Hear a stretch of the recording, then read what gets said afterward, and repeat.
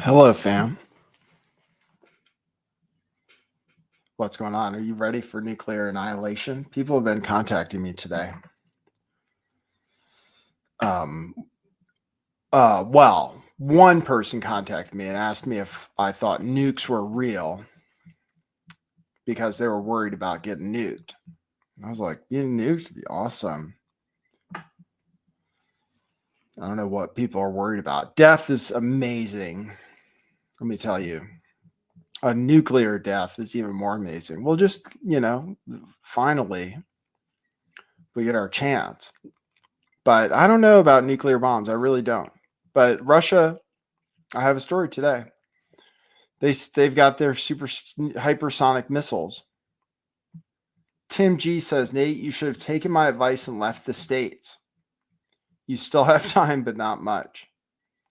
Still have time. What do I save myself from? And which southern hemisphere place? It says, I recommend seriously considering your options. If you leave, you want to go anywhere in the southern hemisphere. Well, it would be nice to live somewhere where it's cheap. It would be cool, but I don't know. America's all right. You don't like America? Where do you live, Tim G? William Bergen says, let's do a poll about nukes. Okay, we can do a poll about nukes. You guys know Bitcoin? I'm not allowed to look at the Bitcoin price because I started doing that yesterday and it pumped. So now it's working. Bitcoin's about to hit 100K. It hit 99 today. It's at an all-time high. So I'm wearing my Bitcoin shirt. I'm doing Bitcoin like seances in my head, like thinking, like trying to do manifesting. That's right. So if we get to 100K, I got a bottle of champagne too. I did buy champagne today, or probably it's called sparkling wine because it's from California. It wasn't very expensive.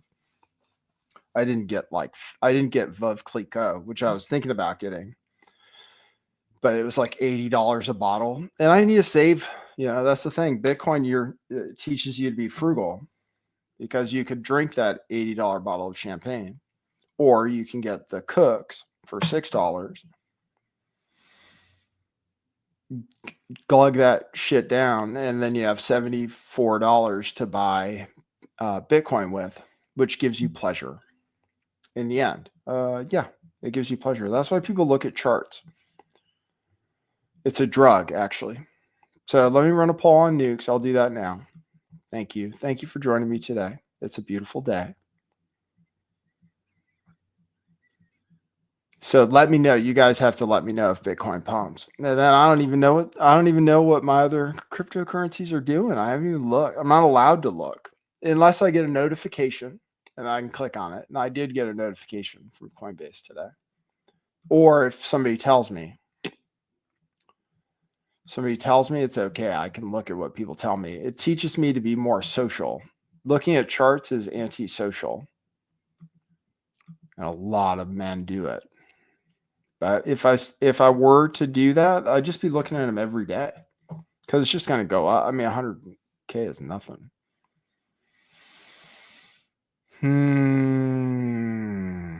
Tim G says, Southern Hemisphere somewhere, born and raised in America. I do like it, but times change.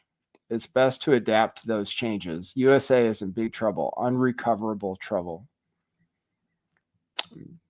Aren't they? I thought things were looking up in the United States. I thought that's what people thought because of Trump. People are optimistic now. Like people are like, oh, America is back. I mean, we'll see. We'll see. I think we're still going to have inflation, but maybe not as bad.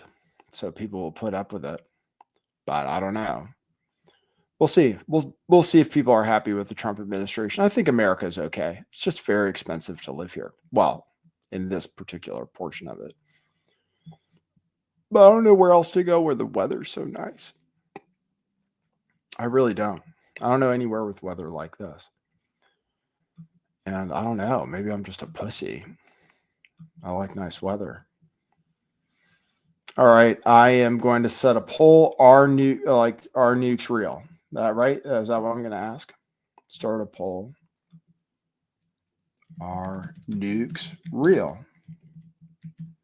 Question mark. Yes, no. Okay. That's easy.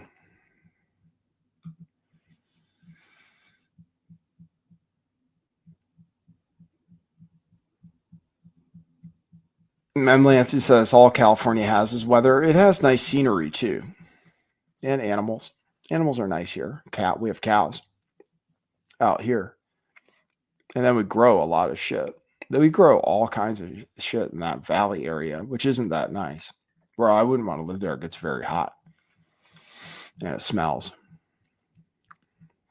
People come in from there to here on vacation. John All says nukes are real. Yes.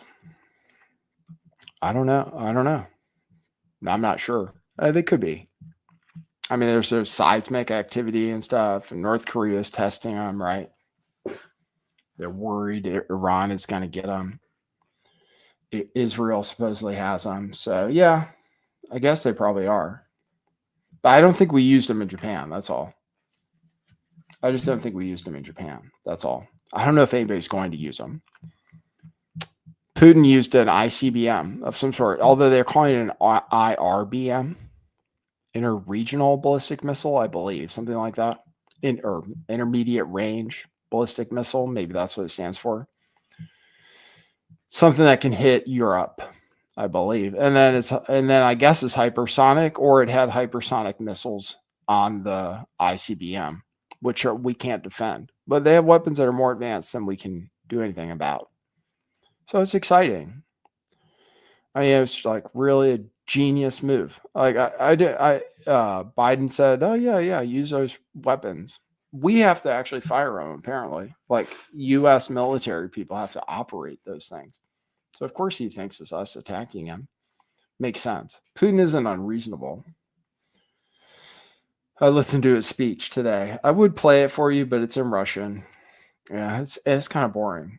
But he does say in the speech that he's going to attack weapons facilities of the West, of the countries that are supplying the weapons, with his hypersonic missiles, which we can't defend.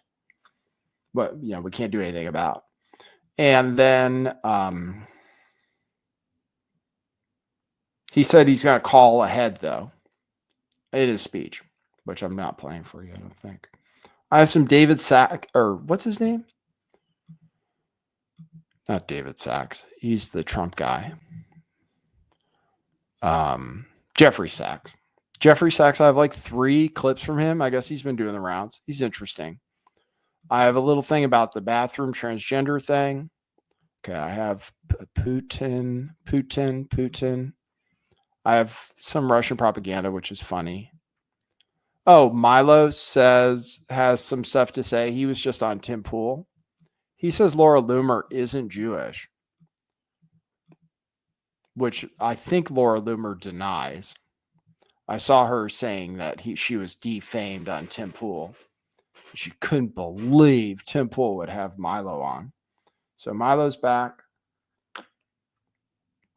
Yeah, he has an update about Laura Loomer, and then an update about the Alex Jones situation. So, all right. Jammer says, well, at least he'll call first. That's what he says. And birds aren't real. I actually saw the official Birds Aren't Real van. I was driving behind it before I knew what Birds Aren't Real was. There's like a van the guy drives. And it was here in like the central coast of California. Driving around. He's got like a radar dish on it and stuff. And it looks crazy. It has things written all over it.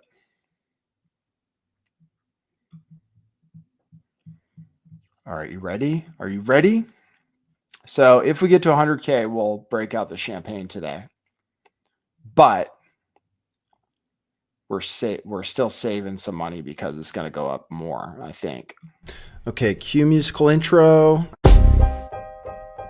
Boy, that's brilliant.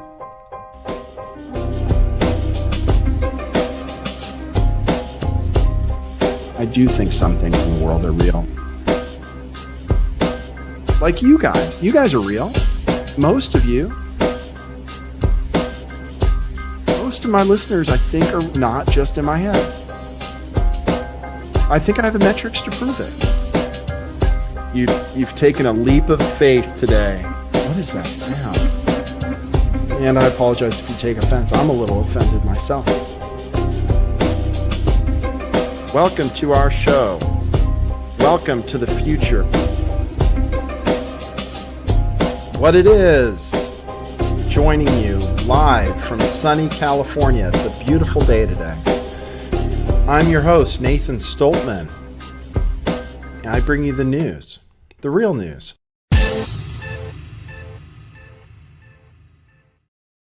Yes, I've been doing it for a long time. Tomorrow is my anniversary for the founding of the original Lift the Veil channel. It was November 22nd, 2015. It's going to be 10 years next year. So I have to figure out something by then. 10 years, I'll be thinking, okay, what have I accomplished? So no, seriously though, I've been around for a long time. They did get rid of my channel. It wasn't fair. It wasn't fair. It wasn't a fair fight. But that's all right. We're still here. We still have people who tune in.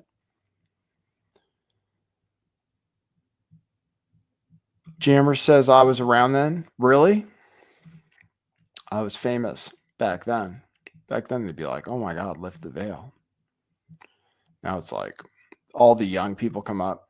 We don't know what happened before. News conspiracy theorists, TikTok conspiracy theorists. I didn't become one. It's a good game though. Conspiracy theories are thriving on TikTok, I believe. All right. Do you want to hear the thing about Laura Loomer, or you want to hear about Bitcoin? I have like Bitcoin educational video for you today. I'll play the thing about Laura Loomer. You guys can decide what you think about it.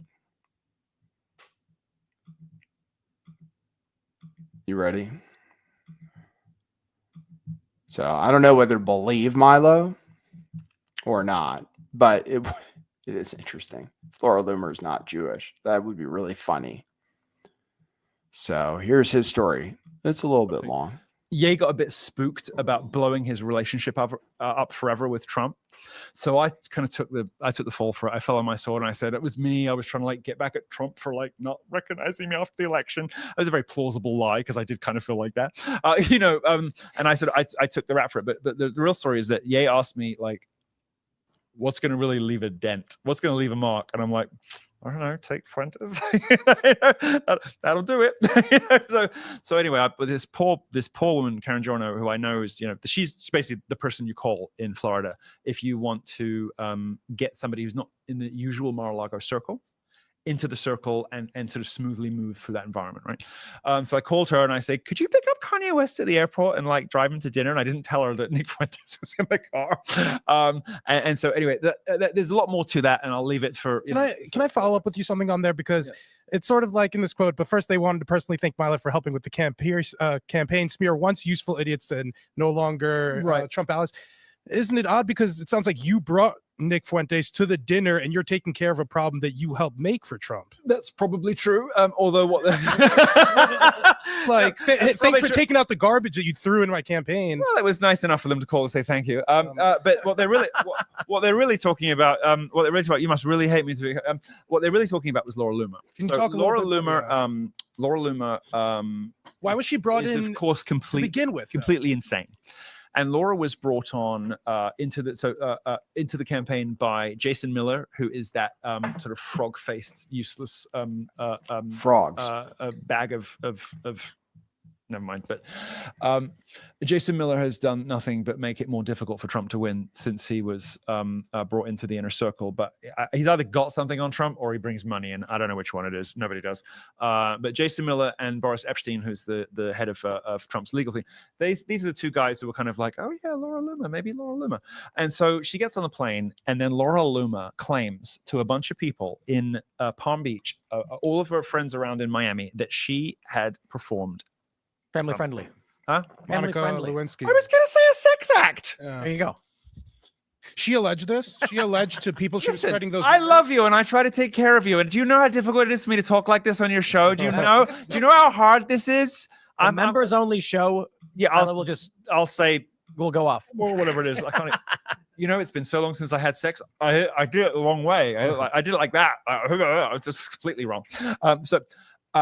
No, she claimed that she had performed a sex act on the president to a lot of her friends, and this I was like, okay, all right, okay.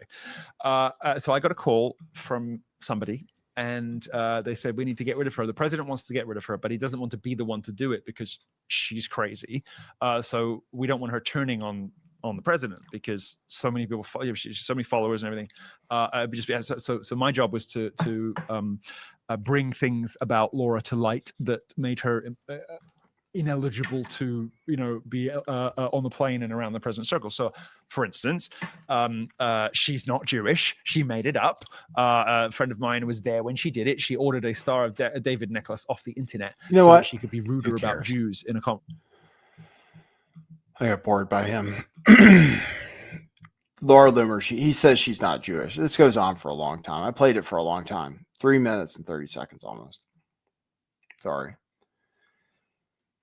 Laura Loomer, he claims she's not Jewish, and he claims she was saying that she sucked off. Well, I don't know. Are you not allowed to say? Oh, because it's family friendly. Sucked off. This isn't family for. This is specifically not made for kids. Donald Trump, apparently, and she's not Jewish, and she got a nose job to make her nose bigger. Apparently, Laura Loomer, if you care. I'm not saying you should. You should care more about nuclear annihilation, from what I'm told. So, here's the deal. Putin tested a new missile, which I'll show you evidence for. This is video of it, apparently, where someone says it's a hypersonic missile. So he tested an intermediate range or interregional or something ballistic missile based on an ICBM. And then I believe, and something about it is hypersonic. Either it has warheads on it that split off and then become hypersonic, or the whole thing is hypersonic, which is very fast. It goes Mach 10. 3,000 kilometers a second or something like that. It's crazy. Yeah, 3,000. I think it was 3,000 kilometers, or maybe it's 3 kilometers. Maybe it's 3 kilometers per second. I think that's what it is. 2.5 to 3 kilometers per second. That's really fast. Can't defend against it. So here's video. I don't know. It's Twitter. It shows multiple missiles coming down that look very fast. What do I know? I'm not an expert. So here's video. These things come flying out of the sky. And this is supposedly, and it's just like multiple missiles come raining down really fast, it looks like. So, don't know. If that's the video of it, I'm not sure. I'll play you the... I'll play the Pentagon briefing.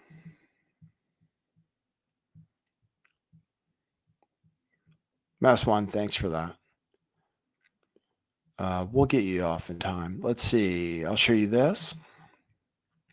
So this is our... Why did we do it? It's so dumb. Why did we say... Why did we... It's really like, I don't know what we accomplished.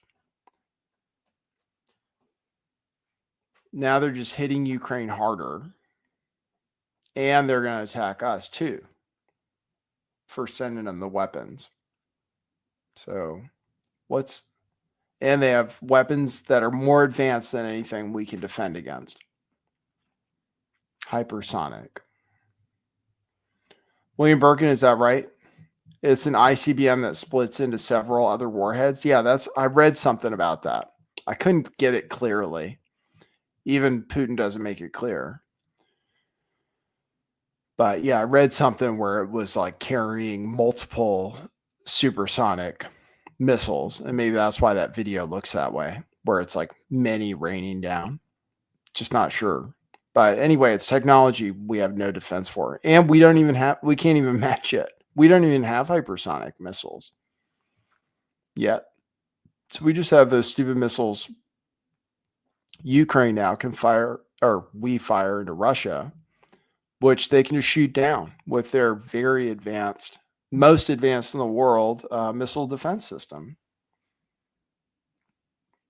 I think it's as sophisticated as the Iron Dome. Whatever, I forget what it's called. Something 5. First, it was, can you confirm it was an intermediate range missile? Second, did Russia provide advance warning? And can you give us some sort of clarity on who they call and how much advance notice did they give? And then just thirdly on this, what is the overall U.S. reaction to the missile strike and Putin's comments today that he believes Russia has the right to strike any and take action against countries that provide weapons to Ukraine? Thanks, Lita. So trying to remember some of the order of your questions. So I can confirm that Russia did launch an experimental intermediate range ballistic missile. This IRBM was based on Russia's RS-26 Rubezh intercontinental ballistic missile model. In terms of notifications to the United States was pre-notified briefly before the launch through nuclear risk reduction channels. For more, I'd refer you to state on that. And I think your third question was on our reaction to Putin's comments. I mean, we've seen this type of dangerous, reckless rhetoric before from President Putin. What we're focused on is continuing to support Ukraine with what it needs. Ukraine, as you know, has been successful in continuing to push back against Russian aggression. We just rolled out another $275 million package yesterday. You're going to see more packages continue in the weeks and months ahead left of this administration. So that's what we're really focused on. Of course, we're going to take seriously the rhetoric coming out of Russia, but our focus remains on arming Ukraine and supporting Ukraine what it needs the most on the battlefield. And as a reminder, as this reckless rhetoric continues, Putin can choose to end this war today. He can choose to withdraw Russian forces and end this and end his war of aggression and his war of choice. So we're going to continue to focus on what Ukraine needs on the battlefield. There you go. A lot of people asking who's the dude. You guys are very conspiratorial or sensitive to man-faced women. She's the Pentagon girl. This isn't the White House press briefing room. I don't know who she is though. Don't know. I don't know the names of everybody. I'm not a real news person. But she's I have no idea. It's like in the waning days of a lame duck administration, we're trying to actually start war for no strategic benefit. I don't even see any strategic benefit. They just shoot down the things anyway.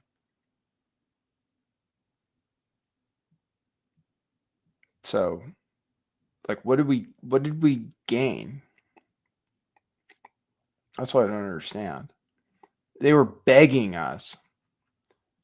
Zelensky's been begging us all year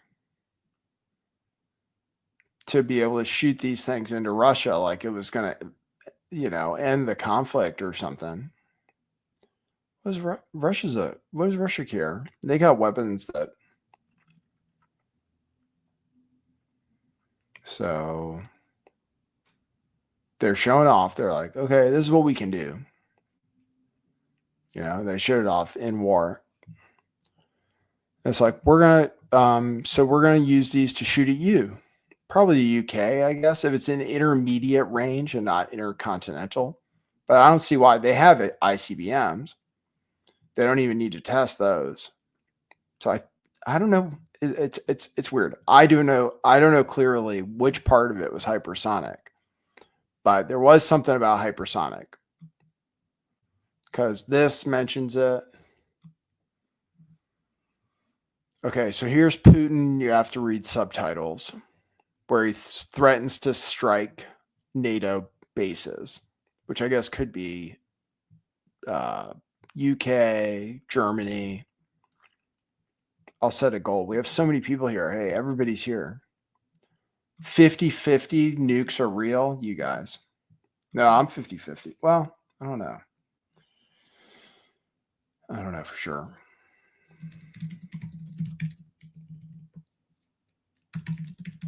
All right, I'm setting a goal. So you guys can try to super chat me if you want, if you're excited. I've done polls before. Okay, I gotta play Putin. Sorry. Distracting.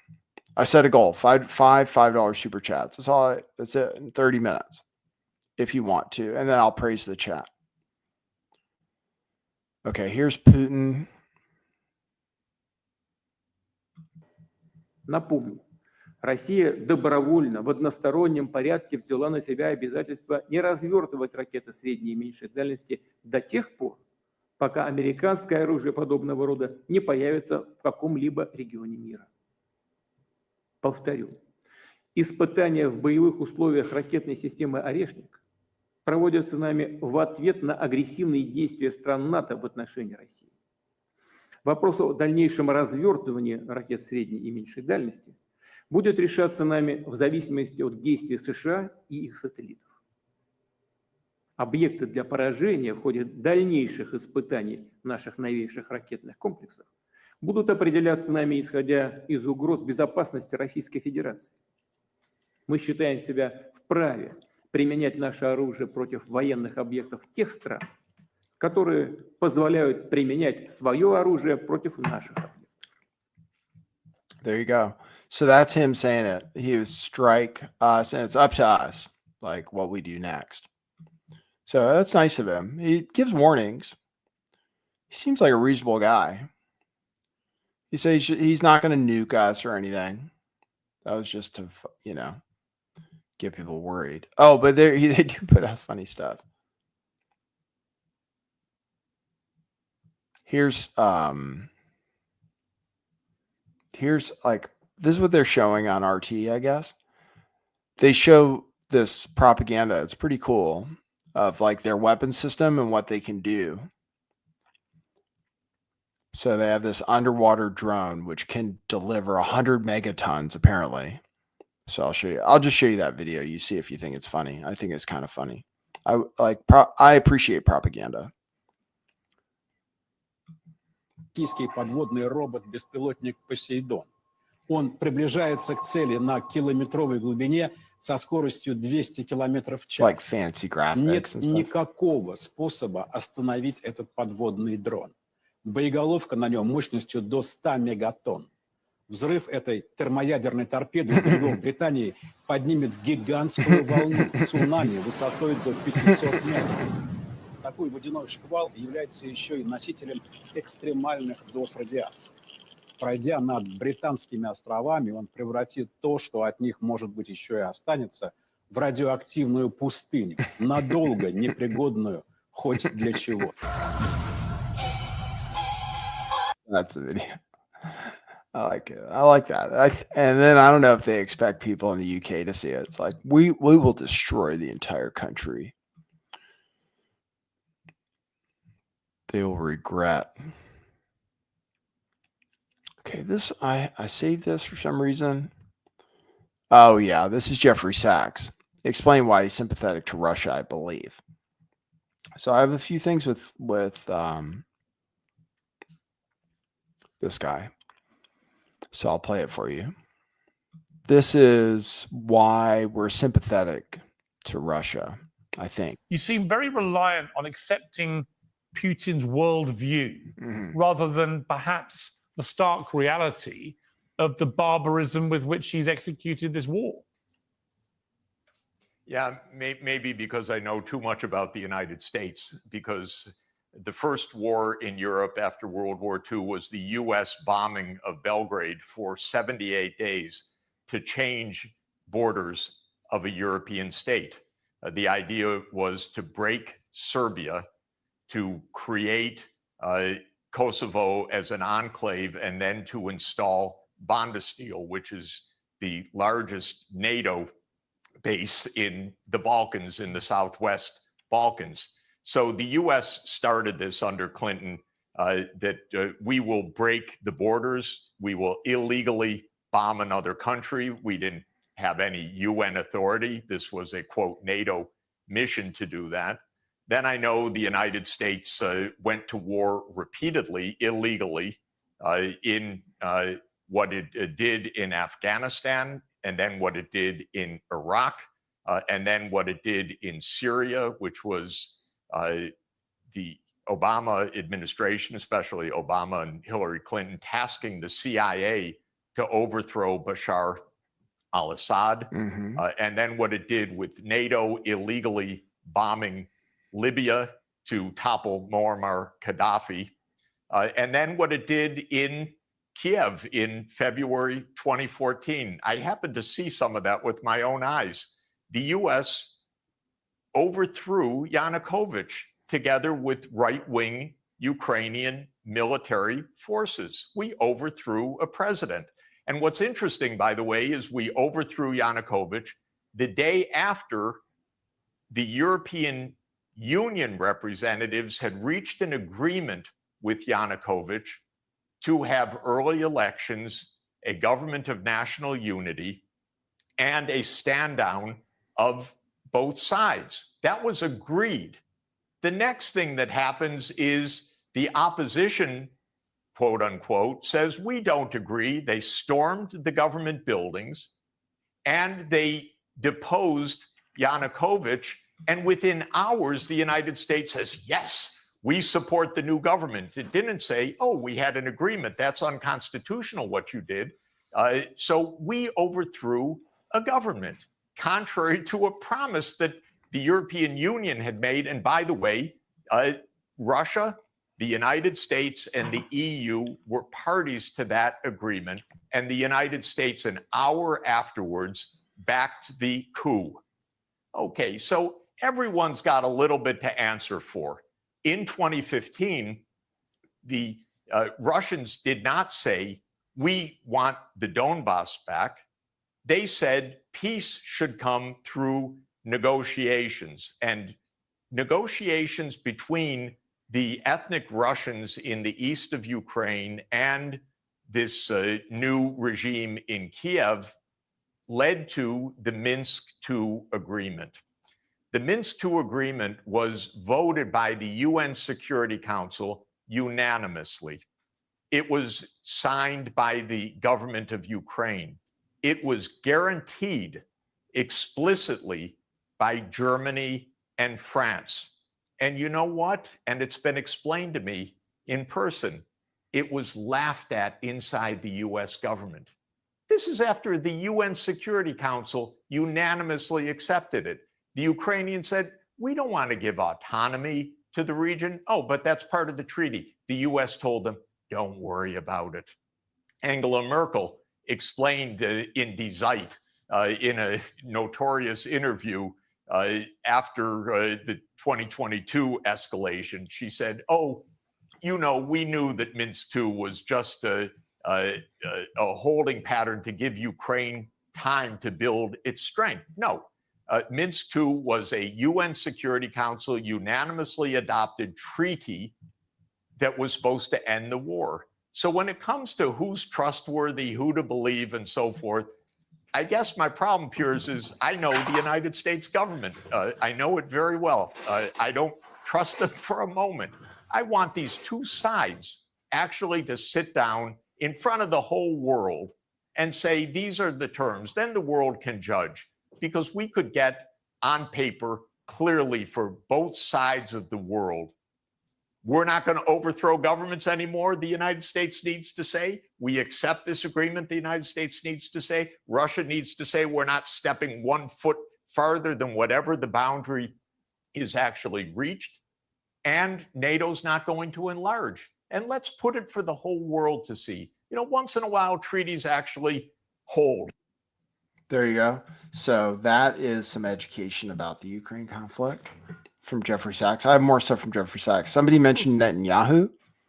So I have a clip about him talking about Netanyahu. He's pretty based. I don't know why people are afraid to, like, I don't know why there are so few people on mainstream media who say the facts, because there's no disputing them. We overthrew the government in 2014 and stuff. And then we overthrow governments all the time as a matter of routine.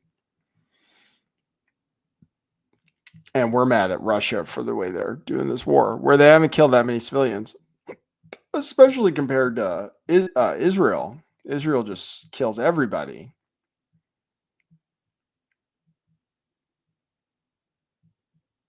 So this is about Netanyahu, so I'll play you that. About how, can't remember, about how he controls the U.S. government, maybe. I'll play it for you. Netanyahu has done more damage to America than any of our miserable presidents have done in all of their failed policies, because Netanyahu has used America, misused America repeatedly, because the Zionist lobby is so powerful that Netanyahu basically has had control over the Pentagon to fight wars on behalf of Israeli extremism. And the war in Iraq in 2003 is a Netanyahu war. Right. The attempt to overthrow Bashar al-Assad in Syria starting in 2011 and continuing 14 more years of war is a Netanyahu war. Right. The overthrow of Muammar Gaddafi in 2011, unleashing instability not only in Libya, but across Africa, is a Netanyahu war. Netanyahu and his friends in the U.S. government, these arch Zionists, so-called, have had effective control over the U.S. military. They have cost you and me and the rest of us as taxpayers trillions of dollars. It's quite a dandy deal that the Israel lobby or the Zionist lobby puts in, say, $100 million into campaigns, and it gets trillions out. Not billions, trillions out. And so when Netanyahu speaks, it's bizarre to me. It's not who Trump is appointing or naming. It's that the United States of America has let itself be used by a band of extremists on serial wars that have been disastrous for America's interests. Fighting Israel's wars so that Israel can maintain its extremism and its occupation of Palestinian lands and its apartheid rule over Palestinian lands is not in America's interests. And President Trump, who speaks for America, should be saying to Netanyahu, first day, I am president of the United States. You no longer run our country. Right. Bibi. That's what I hope. There you go. So that's pretty, it's pretty serious. It's like Nick Fuentes, right? Level, I think. Pretty serious. Like, he controls the U.S. military, Netanyahu, and Israel, and they're extremists, which they are. Pretty crazy. Pretty crazy. We have like a terrorist state that was founded with terrorism. Super right-wing government, and like everybody like you, and you have to pledge allegiance. It's like you have to. And now, and like there's nobody in Trump's administration who doesn't. Even Tulsi, RFK, nobody does. Nobody talks about Israel being a problem, like that we have to do something with.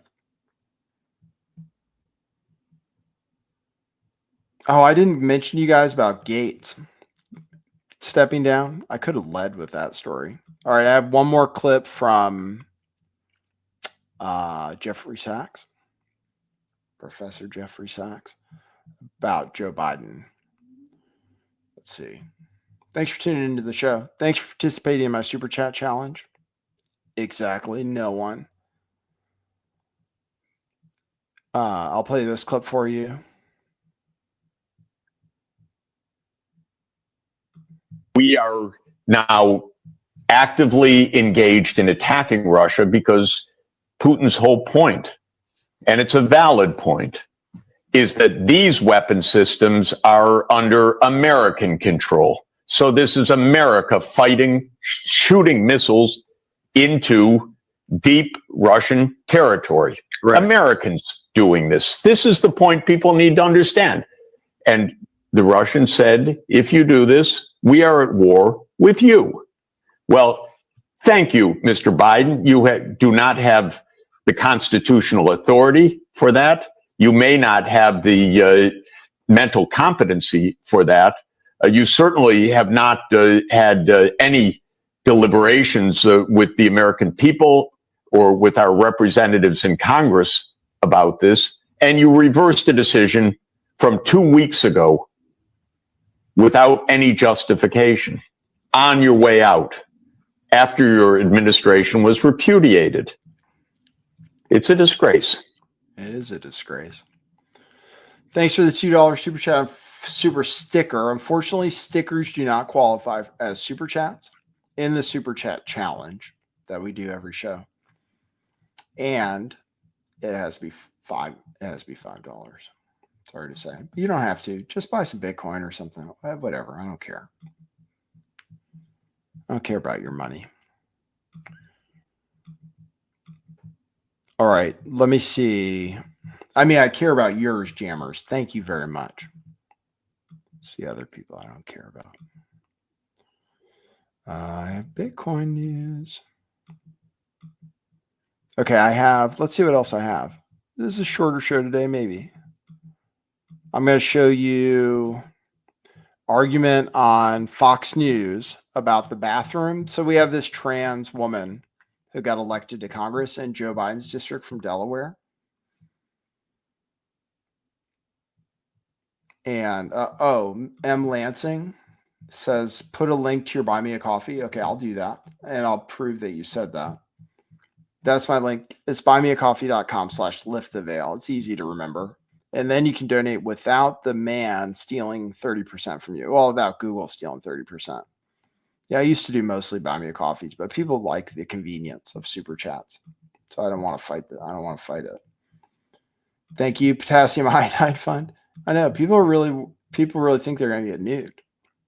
I don't know. We'll see. And anyway, just remember, death is like a blessing. This part here, this is the hard part, living. So death by nuclear, it sounds great. It can't be that bad. I saw it happen in Terminator 2. Seemed like it ended pretty quickly. It was maybe frightening for a few seconds before the, heat blasts you into pieces. But I don't know. I don't know if we'll get nuked here. We have Vandenberg Air Force or Space Force Base, where SpaceX does a bunch of their launches. And I've seen an ICBM test. So we should launch ICBMs from very nearby. So they could theoretically nuke that place, I guess, if they're going to nuke us. Thanks, Baldo. Thanks for participating. You're the best. All right. We're 40% of the way there. Thanks, Baldo. Thanks for participating. Appreciate you.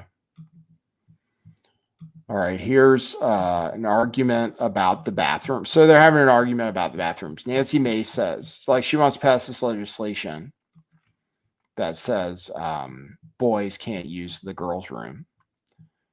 It's kind of confusing, though, because I guess everybody has their own bathroom. And I heard the bathrooms are unisex already. So I don't know. But Nancy Mace is making a big deal out of it. And then some liberals are claiming it's anti-trans, or they're attacking this trans woman, which they shouldn't be doing. So here's the argument about it. Democratic caucus for standing up for her, because it's so lame. That's and it's just false for compassion. attention. That's No, false really? compassion. Why? Yeah. Do you think, would you ever notice if Sarah McBride walked into the room? That's You've not the seen point. her. That's not the point. But that's not. That's not the point. What you're doing, and you got to step back and look. You're talking about a system that changes for a tiny percentage of people. You are asking a lot of people. They have every right to say no. Why didn't she ever say anything before Sarah McBride existed? Why last year when there were Isn't no she- trans Because members? she's confronted by the situation Yes. in Congress. Didn't Nancy you Mace learn is not anything afraid of from Sarah the McBride. election? Didn't you learn that the American people don't want this? That the majority of people don't want to be kowtowing to a 0.01% of people who want to enter into my bathroom? I don't want a guy who's dressed as a woman, who thinks he's a woman, whether he has his thing or not. I don't want him in my bathroom. I don't want to think about it. I don't want to wash my hands near him.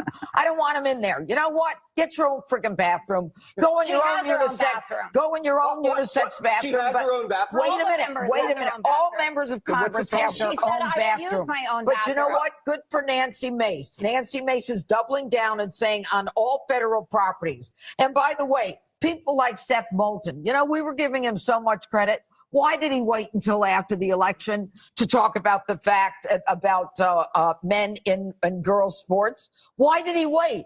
Because they don't have the chutzpah. Now that they lost, you better learn why you lost. You claim to be so tolerant. You're not tolerant at all. You've got to be tolerant of the majority, and they've got to work their way around the majority. They're not equal to everybody else in terms of Title IX. They're not a specific category. So fight in your own category and go to the bathroom in your own category. You know, Jesse, Nancy Mace went further to say that this is about real women and women's rights. The far left, she says, they want to erase women and women's rights. I mean, Jessica, I love you, but you're saying Mace is on an attention tour? Mace, this is the first week of Congress. There's missiles flying into Russia that we made. There's illegal aliens murdering people, and we're talking about this one person in Congress, what bathroom they're going to use. That's because of this Nancy Mace. woman wants attention, okay? Sarah And McBride his said name nothing. is Tim. Because I did a deep dive. It was Tim McBride before it was Sarah, art major at American University, married a man 4 days later. He died of oral cancer. That's cancer of the mouth. Worked for Human Rights Watch, which is probably the one organization that wants to tear Western civilization down pillar by pillar. You know whose congresswoman, man she is? Joe Biden's. Congrats, Delaware.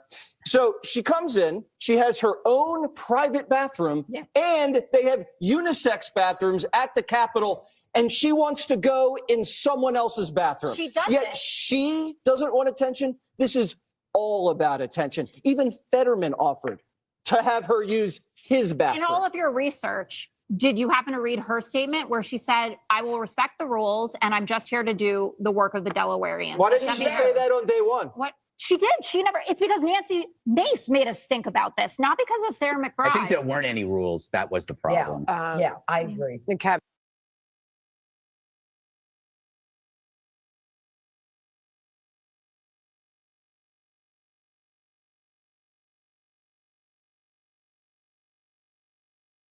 I'm on mute. Sorry. I said something very funny, which I can't repeat. So, yeah, I can understand it. Women don't want to be around men, especially women who've had like problems with men before. And Nancy Mace says she was raped or something, sexually assaulted. I don't know for sure, but so she doesn't like men around. So a lot of women some women are like that. They're like, I don't want men around. They want them in the bathroom. So, and I don't know. It's weird. Yeah, it's weird. Like when someone passes better, then it can be weird for them to go to the men's bathroom too. And who the hell knows, man? All I know is that Democrats are now very sensitive about not talking about trans stuff too much because they feel like that's why they lost from Trump's ad during football. Oh, great. Great. It's time for Bitcoin education. And yeah, Matt Gaetz withdrew today. It looks like he paid chicks for sex. So, I mean, I don't know if they want someone to be attorney general who does that. If he wasn't married, then I don't know. I don't have any problem with it either. But should you be attorney general? Yeah, I don't see why not. He did drugs and sex parties and paid girls for sex. Yeah. I mean, really, like I said before, is like liberals, like sex work is real work. That's what they always say. So somebody's got to pay these hookers. I mean, right? If everybody's going to be happy, sex work is real work. OnlyFans, you wouldn't get in trouble for paying for OnlyFans, probably, right? If somebody did that, and that's kind of like paying for sex acts or something. But he withdrew. He said he didn't want to be a distraction. It seemed like it was going to be too much to bear for some of those old people. Job for 9 says, I need Bitcoin to pump. That doesn't help. You can't. You got to work on your mindset. If you think you need it to pump, then it might not work in your favor. See, I'm working on my mind because I'm like, okay, 100K. That's why I'm not celebrating 100K too much, because it's going to go way higher. And maybe it might not have drawdowns anymore either, because countries are going to buy it, because we're going to buy, and apparently states are buying it already. And there's like a limited amount to go around, and there's going to be like a permanent buy from Michael Saylor, MicroStrategy, and now from governments, from like the US government, state governments. We should put an initiative for everybody in America to buy Bitcoin, because we have to have inflation, because otherwise the debt is unsustainable. We can never pay back the debt without inflating the currency faster than the debt increases, which we might be capable of. But in that environment, you have to have something that's limited, in demand, like desirable.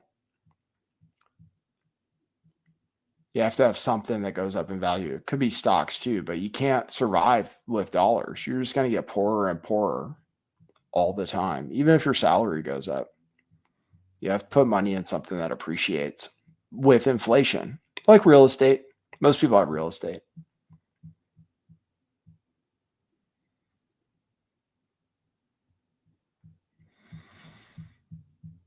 So you need Bitcoin to pump. It will.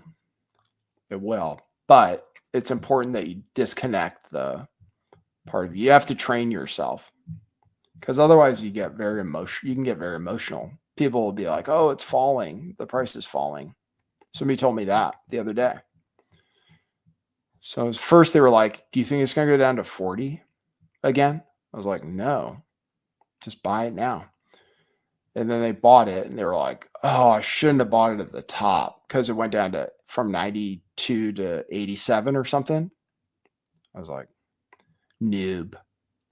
I called him a noob. Said, you got to chill out. That's nothing. Dropping to 87 is nothing. And anyway, you should always celebrate when it goes down, because then you buy some, hopefully. The difficult part is earning money the old-fashioned way to buy Bitcoin. All right, here is the old-fashioned way for me, is with super chat challenges.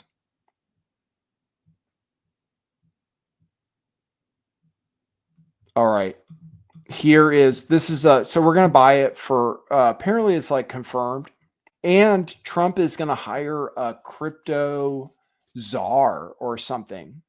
Also, that's news that's come out. They're going to have a new position for a crypto council or something. So it's real. It's going to be real.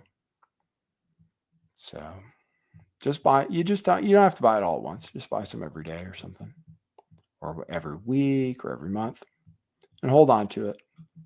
The other thing is the proposal that I have, and that President Trump has discussed about a strategic Bitcoin reserve or strategic Bitcoin stockpile, where the United States would acquire and hold Bitcoin for 20 years.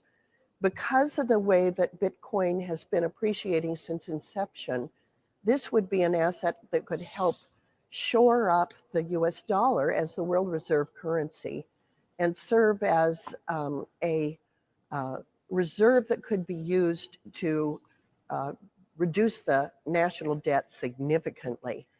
You know, the American people are still hurting from inflation, from high prices, and they want the national debt reduced. These are ways to do it with an asset that is immutable, can easily be held by the federal government in a variety of vaults, and that states can participate in as well.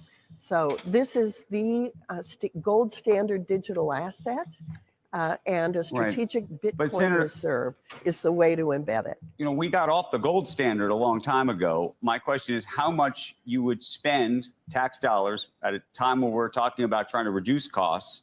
How much would you spend on Bitcoin as part of this reserve?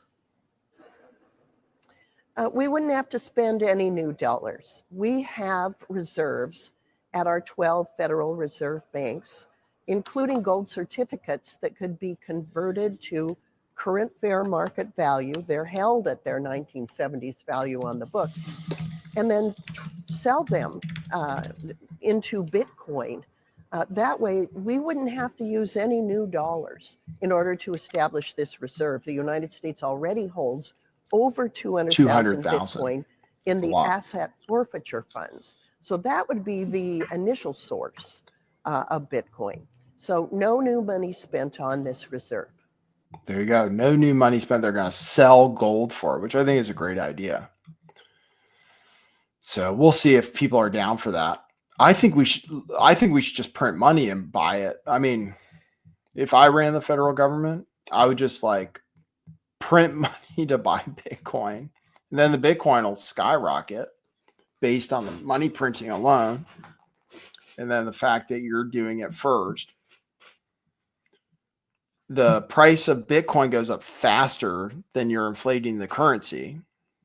So you inflate the currency a little bit and really pump Bitcoin, and then you have the Bitcoin, you can hold on to it. You don't ever want to sell it though, which is weird. Having something you never want to sell, but that's what Bitcoin is. So you get it, right? Game theory. You've heard of that. One country starts, and then other countries are like, well, holy shit, if I don't get on board and start accumulating Bitcoin as a strategic reserve asset, then America's going to have like corner the market on it because we can buy so much Bitcoin. So between the government, Michael Saylor, and MicroStrategy, then all these other businesses. MicroStrategy shows that you can just buy Bitcoin as a business and your stock goes up. And then you can just sell more stock and buy more Bitcoin. It's crazy. It doesn't even make sense. So other companies are going to do it too. Then it's going to be like big companies. So I'll play you another educational video. Son of the One says, Nathan taught me to buy BCC. I regret I didn't buy more. Should I buy now? Yes. But you don't have to buy it. I mean, that's the thing. You want to do it regularly so you stop worrying about what you don't want to be is worried that the price is going to go down after you buy it. So if there's an amount that would make you worried, then do less than that or spread that amount over some period of time. And then you don't have to worry about, whether the price goes down a little bit. Well, if it goes down a little bit or a lot, and you didn't spend all your money, then you could buy it cheaper. So you want to prevent mental anguish. You want to prevent anything that would make you think you want to sell. That's the thing. You don't ever want to sell. That's all. Well, yeah, it's almost always a mistake. When the price goes down, rather than selling, you just want to buy more, ideally. I think they should do 1,000 to 1. I think they should move the decimal point like 3 spaces at least to make it seem more attainable. After 100,000, I feel like people are going to be like, oh, it's too expensive. Regular people, but not governments. So here's another educational video. Yeah, Nuckfugget, this is what I'm talking about. It's like buying Bitcoin instead of working at it. It's like, seriously, like, has Michael Saylor proven that you don't have to do anything except buy Bitcoin? And that's it. And then you can make money somehow. And then all you do is keep buying more Bitcoin.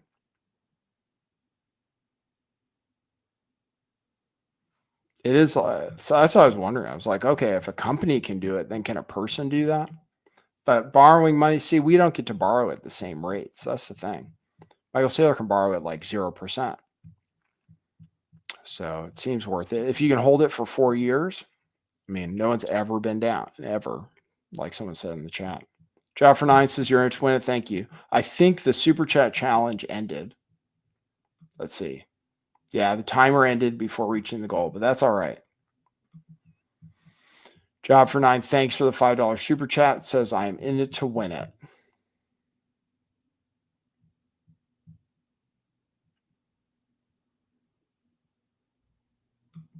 All right. Here's educational video about how there's not enough supply. So I'm playing educational videos on Bitcoin. Every nation is trying to figure out, well, who's going to move first and how fast are they going to move? Now, the interesting thing to understand about this is that this is all creating what I'm calling sovereign FOMO, right? Each sovereign nation has fear of missing out. And we have sovereign FOMO where demand is going parabolic, but it's going into an immovable object or basically a fixed supply. So the thing with commodities, so oil, uranium, copper, silver, etc. The thing with commodities, and Bitcoin is a commodity, is that it's unlike an equity. We set the price of a commodity based off of supply and demand. Now, the supply of oil it's very hard to dictate, right? I mean, we have all these different nations pumping at different schedules and different timeframes. But with Bitcoin, we have a fixed supply, 21 million. So it takes the supply side out of the equation. So all we have to really pay attention to is the demand side. So we know that, like I said, Bitcoin has 21 million. Now, here's where things get interesting. Let me break down a little bit of math for you. So here's just 2 buyers. Now, I've done videos talking about Michael Saylor and MicroStrategy. I talked about the infinite money glitch. Maybe we can link that video in the show note down below. You should understand what Michael Saylor and MicroStrategy is doing. But here we have some math. So there, right now, we have about 164,000 Bitcoin being produced per year through mining. 164,000 per year. Now, per Michael Saylor, MicroStrategy plans to buy 175,000 Bitcoin per year for the next 3 years. Just one company, just one. Then Senator Lummis's bill, the United States government, says they want to buy 200,000 Bitcoin per year. So just 2 people, just the U.S. and MicroStrategy, plan to buy 375,000 Bitcoin per year. The problem is there's only 164,000 being created per year, which means there's way more demand than supply. Now, this is just 2 buyers. This is not accounting for the sovereign FOMO that's about to happen. And now you can start to see how quickly this can run away. Now, let me show you a couple other things. Now, we can see right here, this is Bitcoin on the exchanges. So this gold line is the Bitcoin price, and this green line is the amount of Bitcoin that's available to buy currently on exchanges. And you can see as the price goes up, the available Bitcoin in the ecosystem to buy right now is going down. Now, there's always going to be Bitcoin to buy. So for everybody that's going to go, yeah, then everyone's going to hoard it, and all these people that get a first mover advantage, lucky for them. No. There's always going to be Bitcoin available at the right price, supply and demand. That's how this works. But we can see how this is already setting the stage for FOMO. Now, we can look at this chart, which I think is pretty interesting.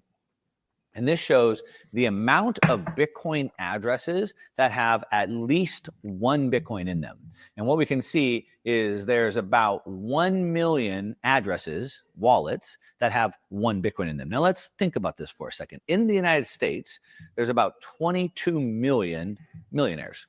22 million people have at least $1 million. Okay, but there's only 21 million Bitcoin. And only 1 million so far have even 1 Bitcoin. In the world, there's about 60 million millionaires, and there's only 21 million Bitcoin. Do the math. You can see, and now this is not accounting for the MicroStrategies and all the other corporations coming on board. This is not accounting for the sovereign FOMO that's about to happen. And what this does is it sets a floor on the price. Okay, so this is very interesting. So when you think about buyers, whether it's me or you, or maybe a hedge fund, right? You're like a price conscious buyer. I want to buy on dips. If the price goes up, maybe I'll sell a little bit. I won't sell a little bit, but I'll certainly buy on dips. I'm trying to sort of trade around and find the right price floor. But some buyers, like Nations, for example, are not price sensitive. So Michael Saylor with MicroStrategy, for example, is not price sensitive. They just bought MicroStrategy, just acquired another $2 billion worth of Bitcoin just a week ago at 80,000. And he says he's going to continue to buy every top along the way. So no matter what the price is, they just buy on a regular basis, dollar cost averaging in. Nation states are very similar. They will just continue to buy. They're not trying to trade around the price. So what that does is it sets a floor. So we have nations who are not price sensitive, corporations like MicroStrategy who are not price sensitive, and they're buying more than is being produced. So that means there's more demand, a floor of more demand than there is available supply, which is pretty interesting. And as I said, we know there is certainly not enough to go around. Okay, I got it to the end. It started to glitch on me. Okay, you got it? And then if you're into stocks, MicroStrategy stock was down like 16% today. So you could buy some of that on the dip. But MicroStrategy buys Bitcoin, borrows money, buys more Bitcoin. And has gone up a lot. So, oh wow, look at that chart. That's crazy. This came down 16% today. That's a great buying opportunity, I think. If you like stocks. I've been buying some of this stock, but I think I like Bitcoin better. But you can see it dropped a lot. So I think that's a buying opportunity. Last time it dropped, it was a buying opportunity. So that's my stock tip. It's a Bitcoin company. You guys doing good? We must not have hit 100K yet. But we will. We will. And I won't see it until somebody tells me about it. But it makes me more social. All right, you guys good? Tomorrow, is that good for you? What is today? Thursday? Tomorrow's Friday? Wow, then it's the weekend. Crazy. Time flies. All right, guys. Well, I'll see you tomorrow if we don't get hit with a nuclear weapons first. And if we do get hit by nukes, then I'll broadcast even sooner, assuming I'm not in the city that's nuked. So we'll go. I mean, if we get nuked, I'll go live probably. So we'll look forward to it. It's news. Okay. Don't worry. Don't be afraid. Thanks for the super chats. Not me, Jammers, Spaldo, and Job for 9. And then also somebody said they sent me a coffee. So I'm checking up on those. We apparently got coffee. So I have to refresh my buy me a coffee. Buy my t-shirts too. Buy a Bitcoin shirt for $5. I mean, really. Go to our store, truthclothing.io. There's a link in the description. We're having a Black Friday sale. It's insane. Someone bought 5 coffees and Jocelyn bought a coffee. Wow, that's awesome. Well, that's great. I can convert that into real, believe it or not, I can convert it into real coffee. And I drink real coffee every day. So I really appreciate the coffees. Buymeacoffee.com/lifttheveil. All right, guys. Well, let me know if crypto goes up or anything. We'll see you at the next one. And maybe we'll be popping champagne tonight. You ready? For now, that's what it is.